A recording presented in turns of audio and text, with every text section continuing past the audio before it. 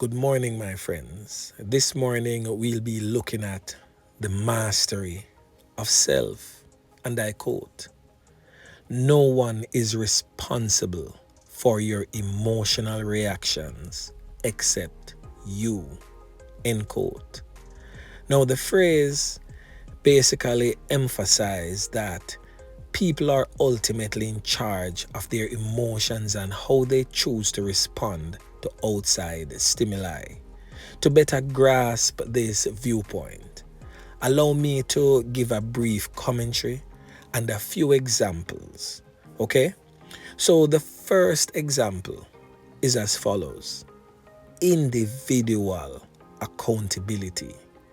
Now, accepting responsibility for our emotional responses entails realizing that we have the ability to decide how to react to various circumstances.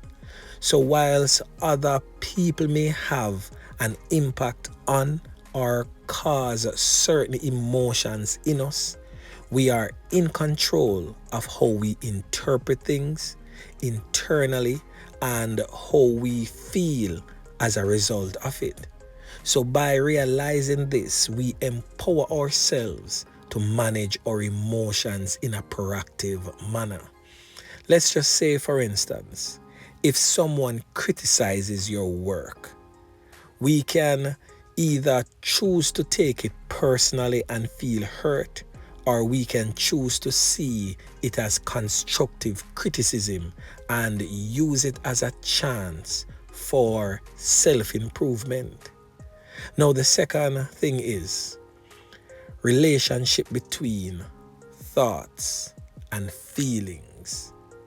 This statement basically makes the claim that our emotional responses are a direct result of our thoughts and feelings.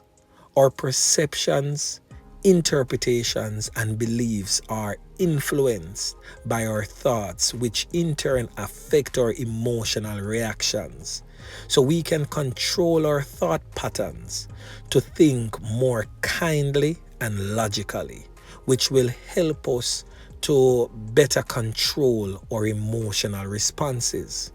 Let's just say, for instance, it is likely to result in feelings of low self-esteem or sadness if we repeatedly think bad thoughts about ourselves.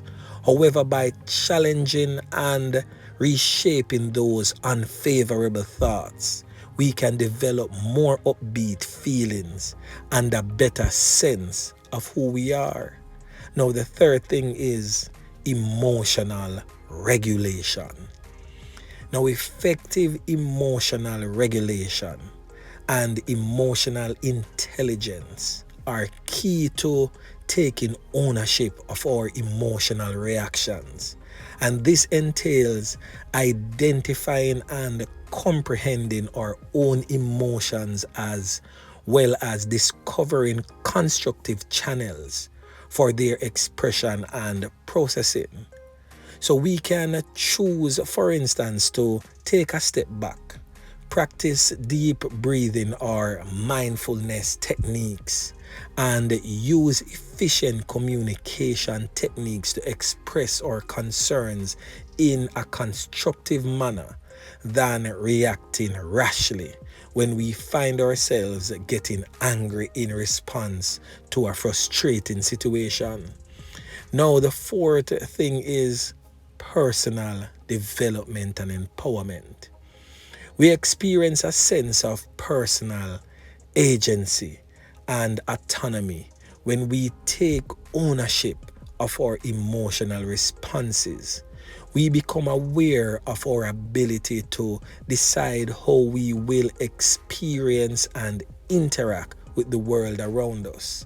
This mentality change can basically promote personal development, increased toughness, and a stronger sense of control over our own health. So, for instance, we can concentrate on creating coping mechanisms, getting support when necessary, and engaging in self care practices that support us in navigating difficult situations more skillfully, rather than blaming external circumstances or other people for our negative emotions.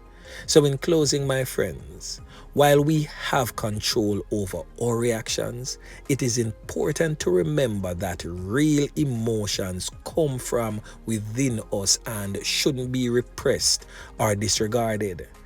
Accepting responsibility for our emotional responses entails actively choosing how to respond in a way that is consistent with our values and our general well being, rather than denying or ignoring our true feelings. Yeah, man, a word to the wise.